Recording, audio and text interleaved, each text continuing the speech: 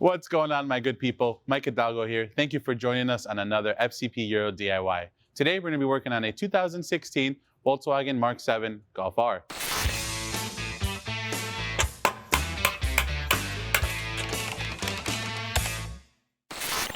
Today on the Golf R behind me, we're going to be covering how to replace your rear wheel bearing hub assemblies.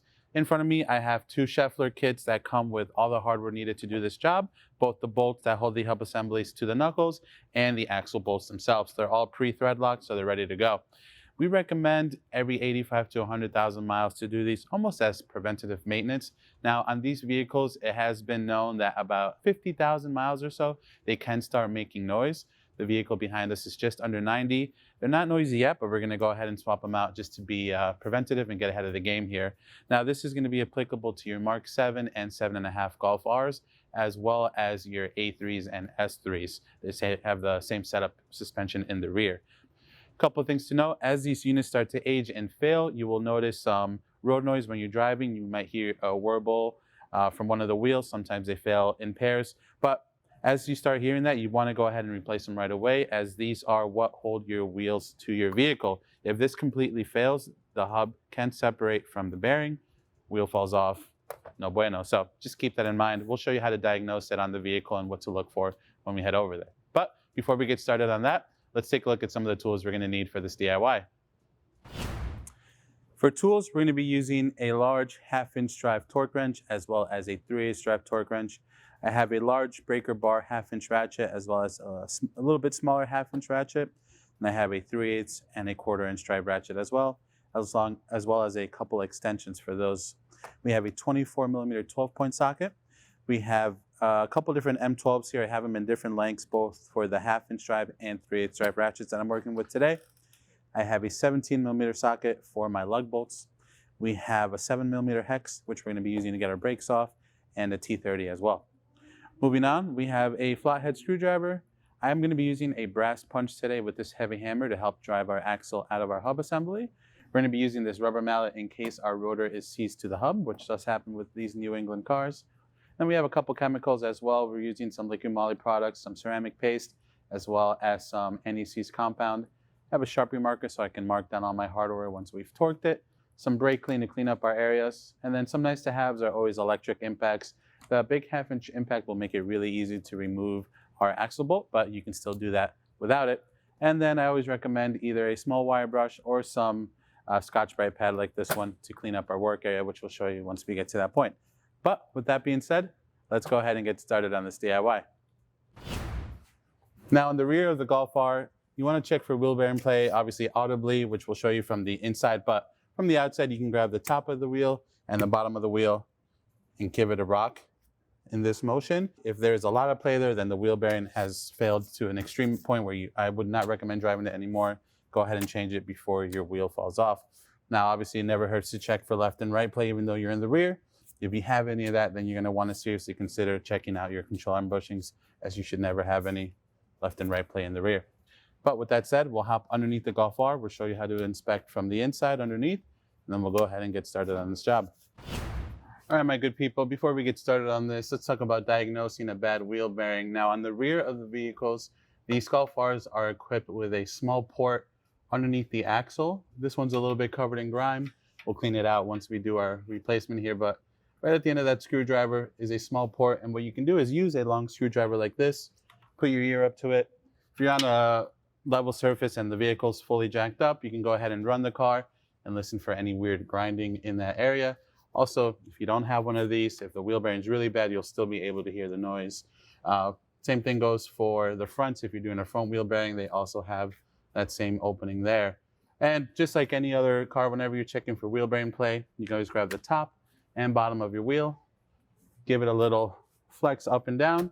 And if you have some wiggle in there, then more than likely your wheel bearing has failed and is on its way out. So keep that in mind whenever you're inspecting these. Again, you don't want to do this on an all-wheel drive car with just one wheel in the air. You will drive it off the jack stand. So just be very safe if you're going to run the car and get underneath it to check for noise. But with that said, let's go ahead and get started on this DIY. All right, my good people, we are at the back of the Golf R today. We're going to be working on the lift. However, this is a job that you can easily do in your driveway or on the garage floor. We're going to start by removing our 5 17mm lug bolts. So we got the impact with the CTA socket on it. We'll go ahead and zap these off first.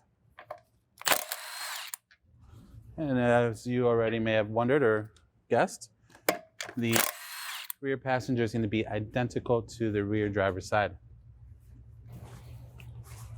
All right, now we have our wheel off. The next thing we're going to talk about is the removal of the axle bolt. There's a couple ways to do this. Today we're going to be using the impact gun. It's the easiest and quickest. However, for those of you that do not have an impact gun at home, what I recommend you do is take a screwdriver, it can be flathead or Phillips, doesn't matter, just like the one that I have here. You'll see me use this for this, even though we're using the impact gun, doesn't hurt. I like to wrap them in like a towel or some sort of tape or something so you don't mar up the paint on your calipers. We're going to stick it in one of the cooling fins on the rotor, and then use the rotor to help stop everything from spinning. And then from there, you can take your 24mm 12-point socket and a giant breaker bar and break it free. Today, we're gonna use the impact, like I mentioned, so we'll go ahead and zap this off first before we touch anything else on the car.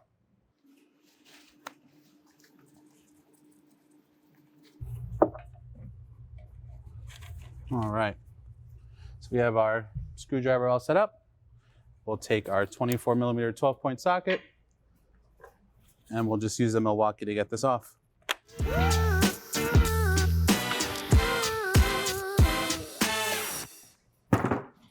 Now that we have that off, we can start working on removing our brake caliper. So let's go ahead and do that next.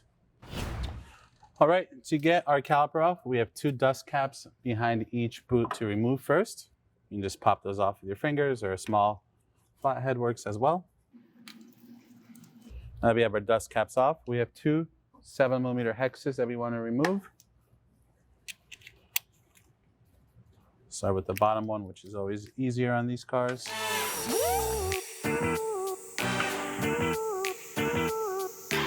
All right, here's one of our guide pins out.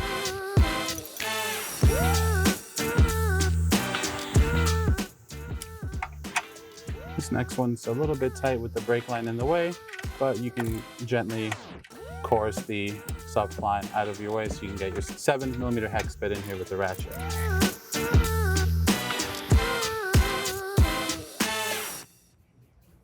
Just going to use my screwdriver to push the guide pin the rest of the way through and pull it out through the back.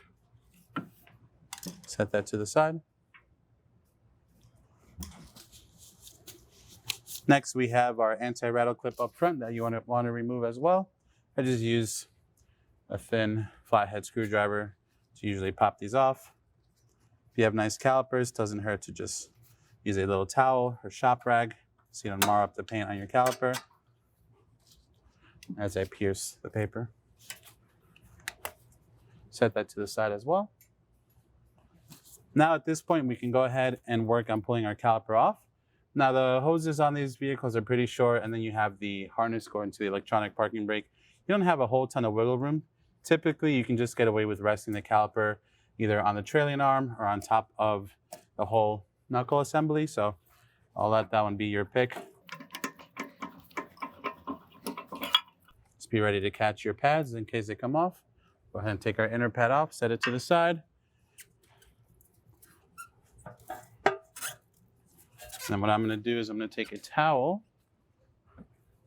I'll rest it over here for now.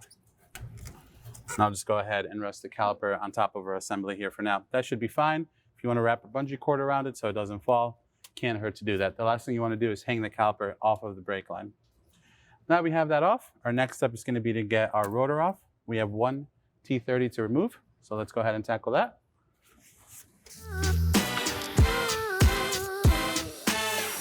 I went ahead and just threw a small bungee cord on that caliper so it doesn't dance around on us when we start torquing things, but you can see what it looks like, pretty straightforward.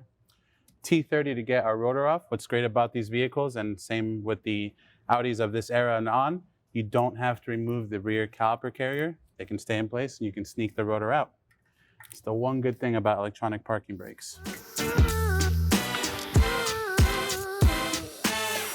We'll go ahead and set our rotor to the side gently.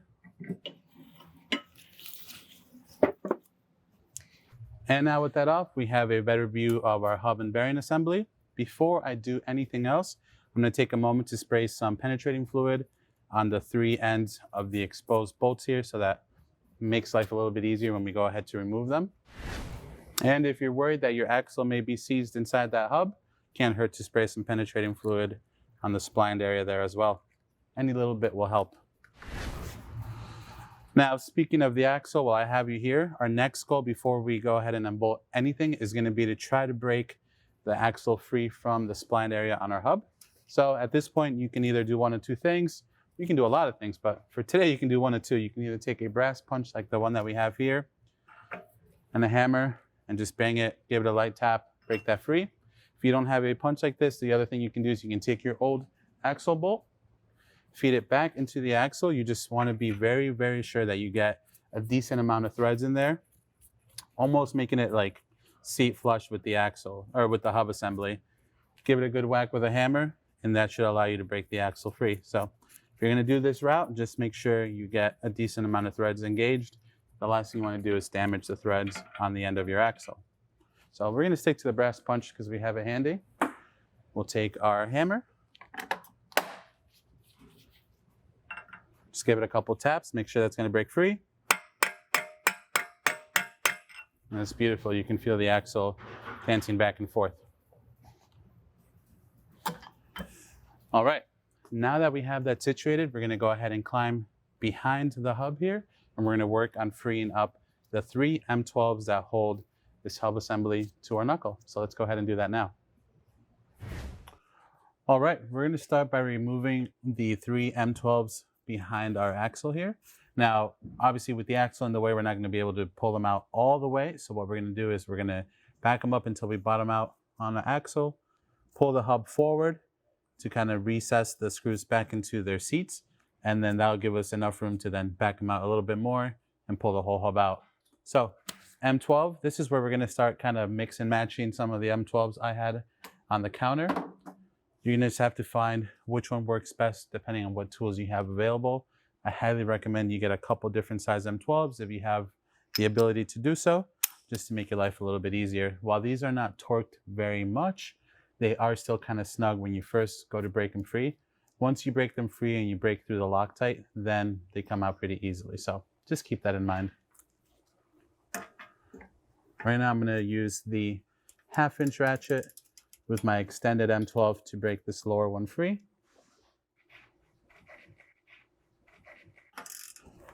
The most important thing you can do whenever working with any M12 hardware is make sure you have a good bite, because you do not want to strip these out.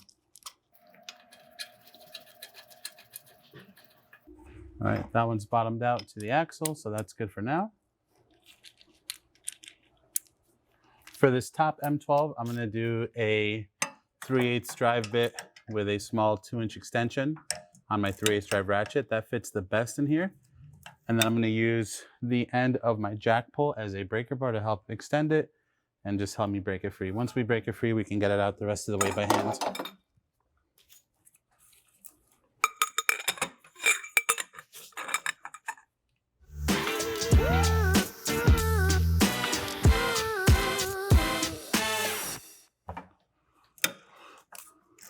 Boom, baby. All right, now that that's broken free, I'll back it up by hand as much as I can.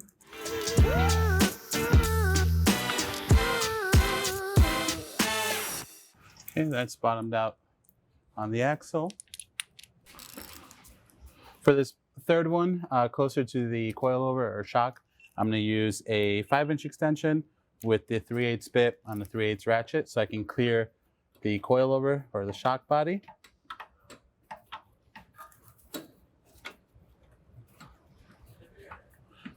And then I'm also going to use the breaker bar from my jack pole one more time.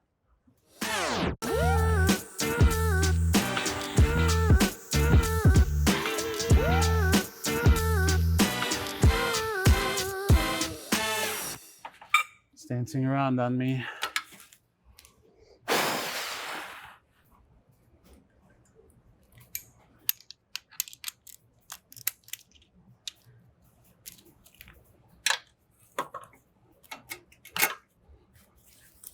The move for this one closer to the shock body for me so I could get some leverage was using the 3/8 drivers and extensions.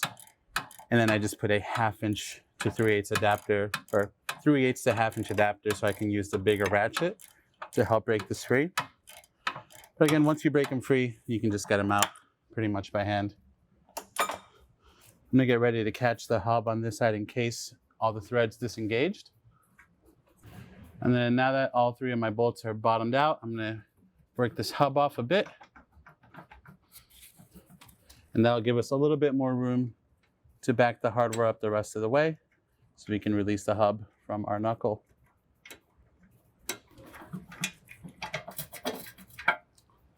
And there we go. All right, now I'm gonna work on just kind of pushing the axle and cocking it in different ways so that I can clear all the M12s and get them out. So I'll start with the bottom ones and just work my way around.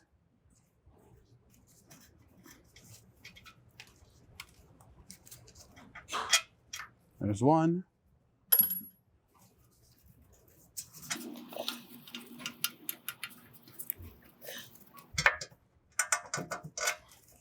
There's 2. And then for 3. There we go. All right, my good people, now that we are eye level with everything, our goal here is just to clean up our area. Never hurts to clean up your brake components while you're in here, inspect your pads, your rotors, see what kind of condition they're in. I'm gonna spray a little bit of APC on this general area, let it soak for a moment. Then I'll take my Scotch-Brite pad and just work on cleaning up this corrosion on the mating surfaces of where the hub goes. And then from there, we'll get ready to install a new one.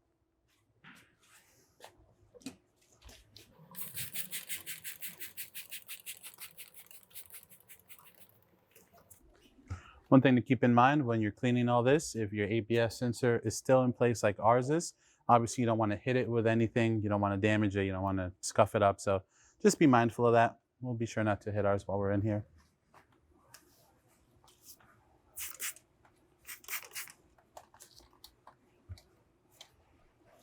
Just using the Scotch-Brite pad to clean up this oxidation a bit.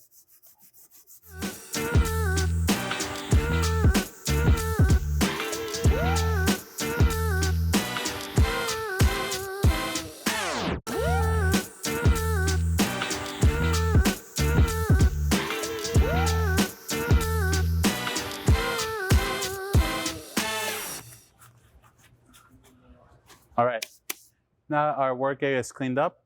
I'm gonna use a little bit of liquid moly ceramic paste on this mating surface just to keep our new bearing nice and fresh so that next time someone has to do this job, that will come off nice and easy.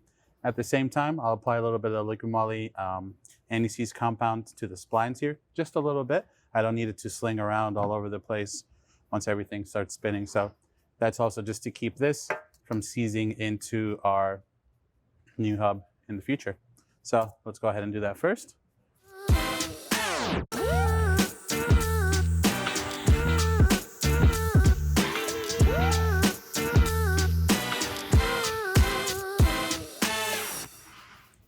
All right, that looks good there.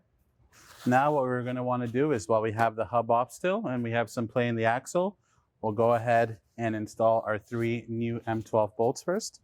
You wanna make sure if you did this, you don't put any paste inside the bolt hole. The last thing you want to do is counteract what the thread locker is doing. So just be mindful of that. And now we'll just slowly go ahead and feed our M12s through.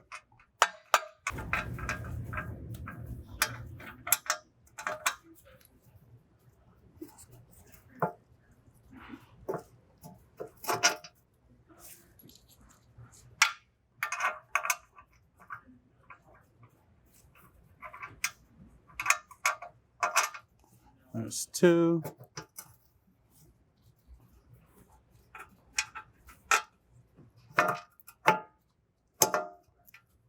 And there's 3. Now we have all 3 M12s in. We're gonna work backwards the same way we did before, where we're gonna get the hub just started and we'll thread these bolts in as much as possible before they bottom out on the axle. Once they've threaded in as much as possible, then we'll bottom out the hub assembly all the way, and then we'll tighten down all 3 of our M12s. So let's go ahead and get ready for that now. All right, so like I mentioned, we're gonna go ahead and start feeding our hub in just enough so that all 3 bolts can start engaging within their respective threads.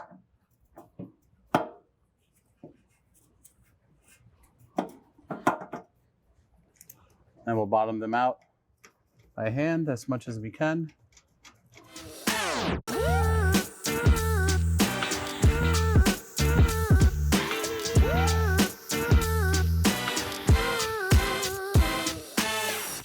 Now that we're getting them in a little bit more, I'm just going to use the electric ratchet to snug them up as I push the whole hub assembly in.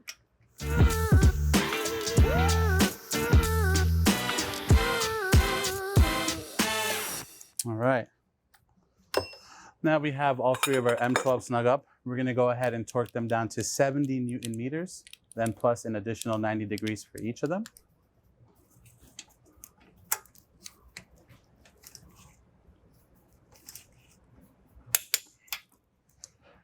What I'm going to do is I'm going to put a dot on them as I torque them down, and I'll use that dot as a reference point to then rotate them an additional 90 degrees once they're all torqued down evenly.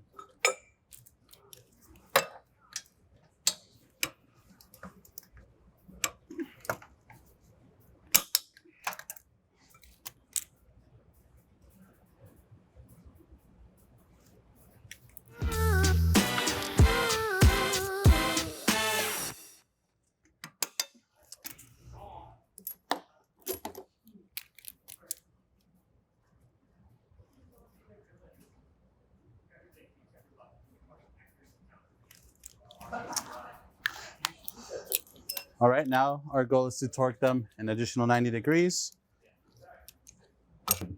Again, for the 90 degree portion of the torquing here, use whatever tool you can get in there best that won't cam out on you and cause you to strip any hardware.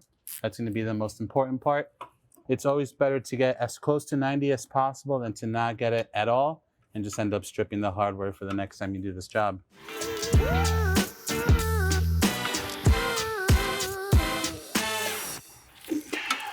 Be good there. Go ahead and mark that one as well.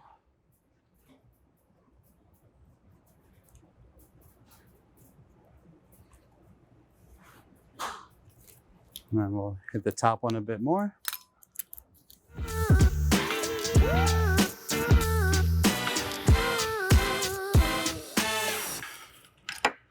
All right.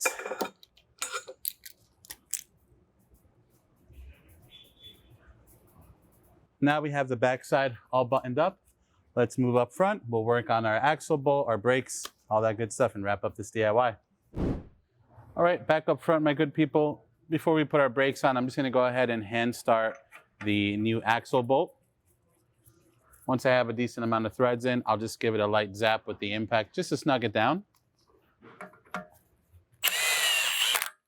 Perfect.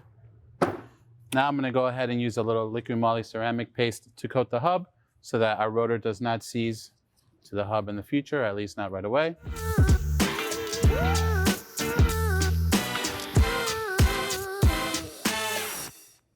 Now with that on, we can take our rotor once more.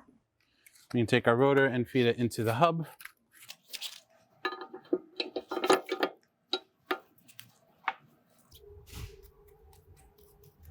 I like to put a little more of that paste on there, basically encapsulate the set screw and this stuff, because I do not wish to have to drill these ever again.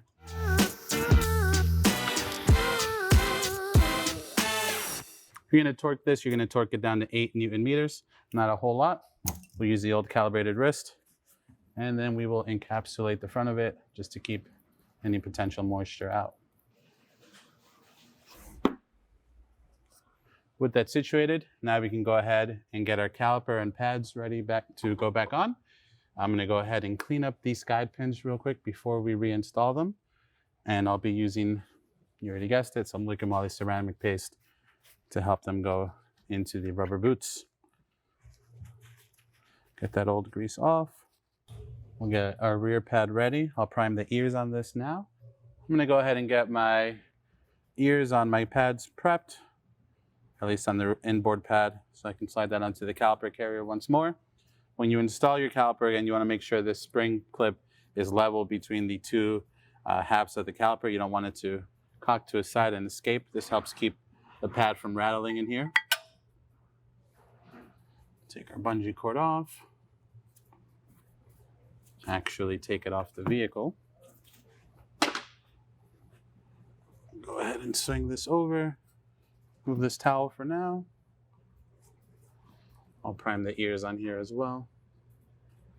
This will just help them move around, avoid squeakiness in the pads.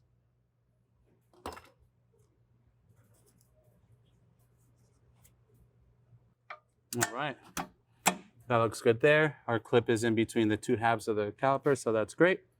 Now we can go ahead and take our freshly cleaned guide pins, put a little bit of the paste on them, and feed them in just to lock the caliper into place.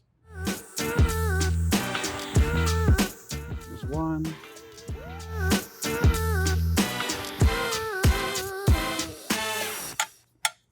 There's two.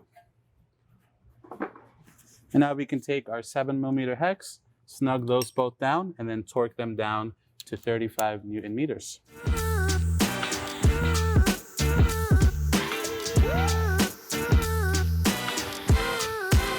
That one's just nice and snug. Now we'll snug up the top one.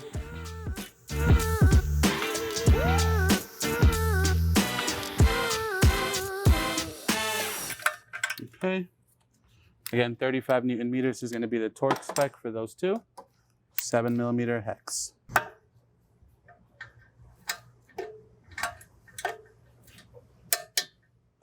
There's one.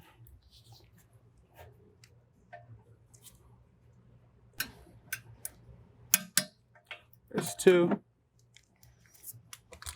Again, a little bit of a tight squeeze with the brake line there, but you can clearance it just enough so you can get your tools in there.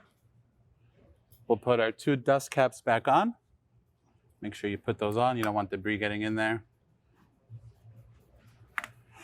It's always good practice. Clean up your calipers while you have them easily accessible and in front of you. There's some spots that you just can't reach when you're washing the car regularly. And it just makes everything nice and nice when you're all done with your DIY. All right. Now we can put our anti-rattle clip back up front. And now that we have our brakes situated, we can go ahead and work on torquing down our new axle bolt. So similar to how we removed our bolt, we're going to go ahead and set up our screwdriver inside one of the cooling fins on the rotor so that it can keep everything from spinning on us. We'll go ahead and do that now. Again, this is overkill, but you have nice hardware, no reason why you shouldn't keep it nice.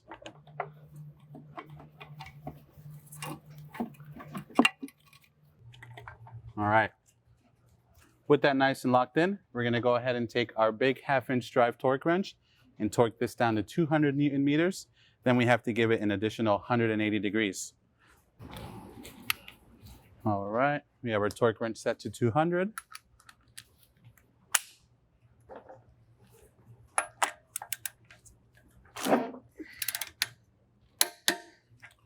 There's 200. And then similar to all the other hardware, we'll go ahead and make a little mark. Once that blue mark makes its way down here, we'll know we've made it 180 degrees. Now for this, I'm going to use a bit of my body weight to leverage it. I'm going to raise the car up, and then we'll work the wrench down. I'm going to use a big 1/2-inch ratchet breaker bar that we have to do that 180. So let's get set up for that. Just one moment. For this part, I'm going to use my 1/2-inch breaker bar. This is a large ratcheting bar. Again, one thing to note, if we didn't cover this already, this is the bolt with a built-in washer. It's 200 Newton meters plus 180 degrees. There are some cars that have these bolts that don't have a built-in washer on them. Those you're going to torque down to 70 Newton meters plus an additional 90 degrees. So just keep that in mind. Two different torque specs out there. For the most part, this is a hardware that these cars are equipped with, but there are those non-washer style bolts out there. So a little bit of a different torque spec. With that there, I'm just going to make a little mark on the inside of the hub here so that that blue dot matches the blue stripe in there. And now we'll get a little bit more eye level with the car, and we'll work on reattaching our wheel, our 5/17mm lug bolts, and we'll wrap up this DIY. Now we can go ahead and put our wheel back on.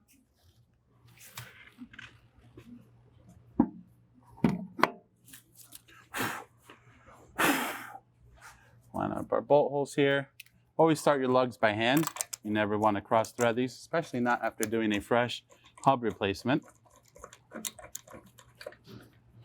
Now would also be a good opportunity to replace those nasty lug bolts that you've been looking at. Get some nice fresh ones on there with your fresh hub and bearing assembly.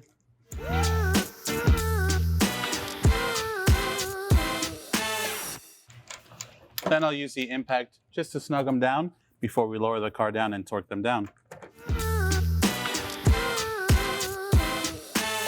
All right, let's drop this baby down and torque them up. All right, my good people, the car is back on the ground, 17mm socket. We're gonna torque these down to 122 Newton meters or 90 foot-pounds, whichever you prefer.